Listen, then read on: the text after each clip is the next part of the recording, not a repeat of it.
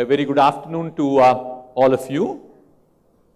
It's been a while since I've used slides for a presentation, but given that I had to speak just after lunch, not to keep all of you awake, but to keep myself awake, I thought I'll try out my hand again in getting back my slides as opposed to speaking just out of my notes.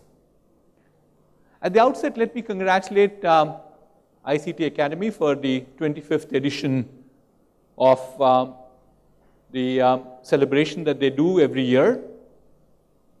25 years is not a short span in the life of any organization, any association, any academy for that matter.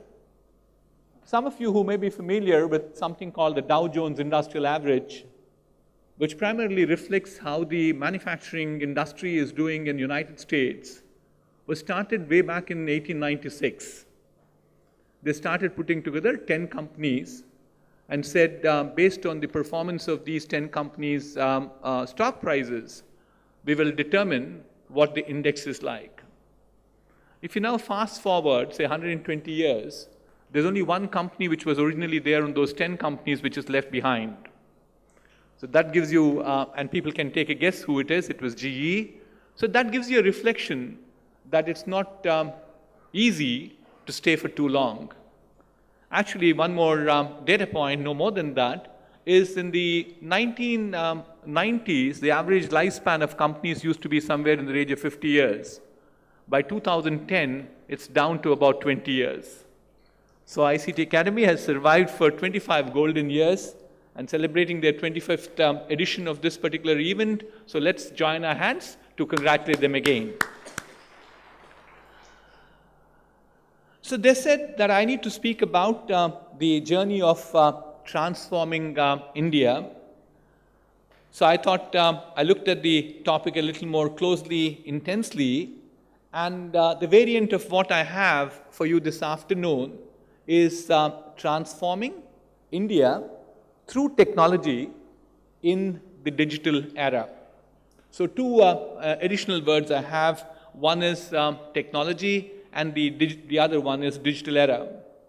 And Mr. Lakshminarayanan talked very eloquently, extensively how this digital revolution is happening in this country as we speak.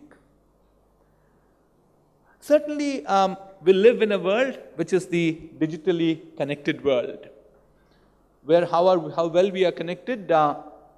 When we had the fixed lines, there were just about 1 billion people across the world who were connected together.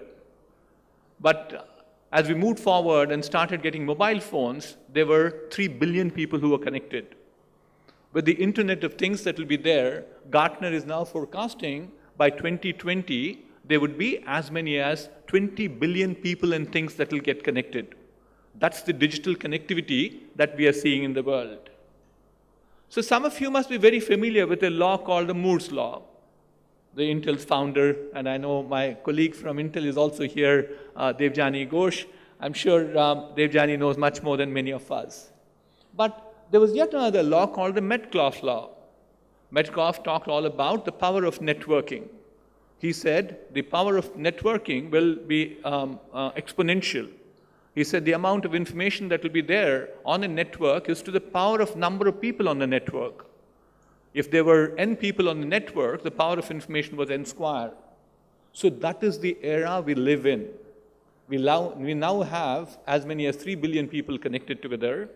And then we have, therefore, an information explosion that happens with tremendous amount of digital content.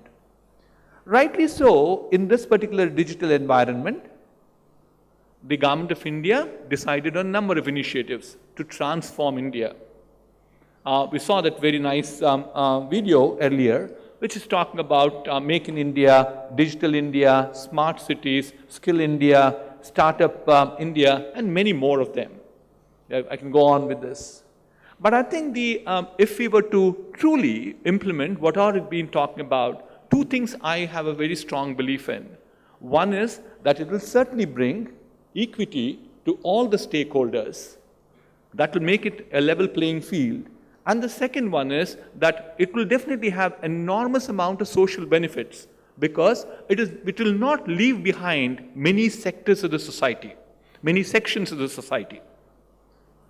So therefore, if you were to take one topic, I wouldn't take all of them. I said, let me take on Make in India and look at what we're required to do to make sure that it really transforms in India. But it also has an impact because the Make in India will also reflect back into the digital India and also smart cities. Both of them were to be true, we have to make in India. And certainly what we believe is that in the Make in India campaign, again, I wanted to get it down to a smaller level, not necessarily everything to be made in India, but even if you take a small component of it called electronics. Today, in electronics, India consumes about $100 billion worth of equipment and products. But as much as $70 billion out of this $100 billion is imported by us. But more frightening than the numbers I just now told you is by 2020, the forecast is India will consume about $400 billion of electronic products and equipment. At that point of time, the imports will be as much as $300 billion. So therefore, if you look at the need for doing Make in India, there's going to be an enormous amount of gap in electronics itself. Equally important is for nation building, for security, self-reliance. It's important that we have to make in India. And equally important is that there's this big cry about skilling in India and also making sure that we create enough employment. If we were to create employment, Make in India also becomes equally important. So therefore, there is a need. But then why didn't it happen so far? What are the challenges that we had? We had this regime of importing equipment, or at the most say that you can get the CKDs and put them together. So we did not have technology at depth. It was extremely superficial. We at the most did was testing, packing, and then forwarding them together. But added to that, if you now bring in this issue of ease of doing business, which is also extremely challenging, we found that manufacturing in India was almost becoming extremely difficult. But the government is now talking about Make in India. Now let me say, what I believe in Make in India is not just manufacture in India. That is what happened in the past. That's how we ended up in not having depth of technology. To me, Make in India has 4 components on it. One is we need to innovate in India, we need to design in India, we then manufacture in India, and thereafter support in India. In these 4 components that I talk about, the most important one is innovation. I think we as a society have to change. There are 5 recipes that I talk about for innovation. First one is we need to challenge the status quo. The second one is we have to have the ability to take risks. A third one is we have to be persistent with ideas. And the fourth one is that we have to be working as a team. And finally, we live in a world which is open. So we need to think about open ideas from all around. It can't be closed, it can't be not invented here syndrome. We have to have these 5, this is my secret sauce, or probably well documented elsewhere, talks about how innovation can be done. But this cannot be bookish knowledge. It can't be just confined to me and few others or few thousands. It has to be ingrained in our society itself. It has to become part and parcel of every student that we have. We put out a small little example in our own company where we are now saying that at least every engineer comes out with 2 new innovative ideas every year. And they get documented, they get evaluated, and so on and so forth. So why are we trying to force this on people? Is basically to ensure that they start thinking about it. It's not that innovation can be force-fitted on people, but we can create an environment and an ecosystem which can definitely help people innovate. So one thing that we have to do as a country, and as you as people who head education institutions, is that we need to look at innovation, and I'll come to my prescription as I move forward a little more. The second one is that we should have the design and engineering capability. I don't know how many of you are familiar, there are as many as 1,000 companies today. 600 of them are Indian companies, 400 of them are global ER&D centers, which actually do engineering work in India. Whether it's design engineering services as they're called, R&D services they are called, whatever various different flavors of them. You can name the best of companies around the world, they have their captive centers back in India. Intel does product design back in India, or Cisco has not only their own captive center, but they have many of their partners who work with them in terms of product design. Or take the example of aerospace, whether it's Boeing, Airbus, Pratt & Whitney, GE, Rolls-Royce, all of them have captive centers here. So we have the ability to design at this point of time with as many as 200,000, that's 2 lakh well-qualified design engineers in India. Added to that, we also have a strong ecosystem. There are innumerable number of Government of India labs, which you call them as DRDO, CSIR, then there's this chemical engineering labs and so on and so forth. And of course, we have to do a lot more of R&D, so that's the second one. The third one that I have is, then you get to manufacturing. To ensure that we can certainly manufacture, we need to create an environment where the ease of doing business will become much, much easier. I think the government is doing everything possible, but that's the third step if we were to transform India in making sure that we make everything in India. And finally, we also need to create an ecosystem of supporting whatever we make. Supporting whatever we make, because there are products that we have imported from countries like Russia, and what we have seen happening at this point of time is that those Russian equipment don't have spares. They get obsoleted very quickly, and what you do thereafter is junk them, or go and pay an arm and a leg to buy spares from them.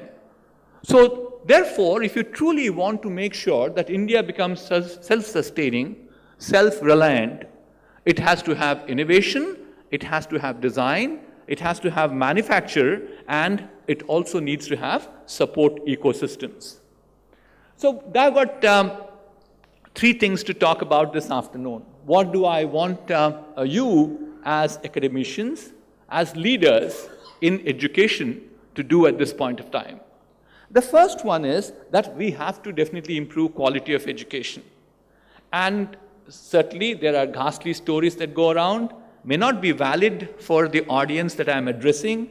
This morning, the young man who came to receive me at the airport was very eloquent about all the good things that you do as academic institutions. I certainly believe in him. But generally, if you look at the situation in the country today, certainly we need a lot more competent engineers to come out of our engineering institutions. Certainly, there are various different numbers, but I think the key thing is there is desire that the quality has to improve. My prescription is technology is one intervention through which you can scale and without making compromise in quality. It is extremely well known all around in this country. One of the biggest deficiencies in not able to impart quality education is the deficiency of teachers. Not only the quality of teachers, I'm sure Mr. Lakshminarayan and the ICT Academy is doing a great job in terms of improving quality of teachers itself, but equally important is, do we have sufficient number of them? I was told you have 400 engineering colleges in the province of Tamil Nadu. We have about 375 in Telangana, and the 375 in Andhra, and so on and so forth. So there are proliferation of colleges. But one sure short way that we can impart quality education is making sure we deploy platforms like MOOCs, massive open online courseware. The best of professor, instead of teaching 1-to-1, 1-to-10, 1-to-100, he's now in a position to teach to 1-to-10,000s, 1-to-millions. I'm not saying that, I'm not relegating the role of the local teacher. The local teacher could still be there for discussion, for answering the questions. But it's important that we have the best teacher to ensure that there is more amount of depth in the quality of education. The second suggestion I have is that we are into a modern model where there is innovation has become extremely important. And we got to make sure that our courseware gets changed as we see more newer technologies coming by. Let me take a favorite example of mine, an automobile. When I say an automobile, what comes to your mind immediately? Is that automobile moves. So for moving, you require energy or power. For power, you require an internal combustion engine. So therefore, if you want to think about an automobile, immediately you say, I need an internal combustion engine. You go and open the bonnet and the boot of a Tesla Motor Company's car. You don't find an engine. That has disappeared. So if you continue to teach IC engines and IC engines at this point of time, without saying what are the transformations that are occurring in this line, you have a challenge. You then go forward. I'm a mechanical engineer, so I can relate very well to it. I'm sure some of you must have heard about something called a rack and pinion arrangement. That is, the steering wheel rotates, whereas the wheels have to change the direction. That's called the rack and pinion arrangement. Or there's something else called, if you probably, one of these days when a truck is stopping by on the street, just peep at the bottom of the truck, you'll see this huge mechanical structure at the bottom of the truck. That's called the differential. What is it all about? The inner wheels of a truck have to move at a slower speed compared to the outer wheels. And that's what this very intricate helical gear system, which is there at the center of that mechanical structure, does. Go back and see in Tesla Motor Company, it doesn't have any of these. That's innovation. What did he do? He put 4 motors, and then he said, I'll do everything else by the wire. And look at this further. Wasn't this technology available elsewhere? We actually, some of you must be aware of this, 30 years back, were flying aircraft using the wire. A pilot does not wrench any of the hydraulic systems. He just pushes a few buttons and things are working with them. So therefore, there is enormous, and Mr. Lakshminarayan talked about the drones, the way in which the pictures were taken. All that is because of newer amount of technologies that have come in. So if you look at a drone further, it was very nice to see the picture, amazing stuff, but look at a very simple application called agriculture. I can fly a drone on top of a field. I can take images of the leaf that's there on the field, on the ground. I can then use image processing to find out what is the pest which is impacting certain part of my field. I can zero down on that piece of land to go and throw pesticide at it. That is possible only because of technology. So technology is the one which is making tremendous amount of changes, and therefore we have to bring in more amount of incubators, accelerators. Mr. Lakshminarayan talked about it. They're already there. I congratulate Mr. Lakshminarayan for his vision in making sure that these are happening, but we need more of them. The other submission I had was that we have to become job creators as opposed to job seekers. The people whom we are training, the students you're training, have to definitely become job creators. If that was to be true, we need to bring more entrepreneurship. He mentioned about starting about a course in entrepreneurship. My submission would be, you should create a minor in entrepreneurship. I've started this 4 years back in IIT Hyderabad. It now gets implemented in several other places. We got as many as 14 credits people have to do to get a minor, so they could get a major in computer sciences, a minor in entrepreneurship. And that is the breed of people that we have to bring about, and that's one change you need to bring in your education institutions. The last one that I have is all about leadership and governance in education institutions too. One of the things that I have as a major challenge, I believe in education institutions, is we don't develop leadership. Who is the head of department? The senior most professor. Please believe me, I respect age. I'm an old man. I'm at 66 years old. That's my age. And therefore, I'm not belittling the wisdom that you gain out of age. But all the same, today ideas also age need not be the criteria at all. It can be young or old. But what we are doing is that we don't develop leadership qualities at all. Who gets the first position is because of his seniority. I think we should move that away from seniority is number one. And number two is we should develop a stream of people who will take these executive roles of being either a dean of research or dean of academics or dean of administration or a head of department or finally becoming vice chancellors.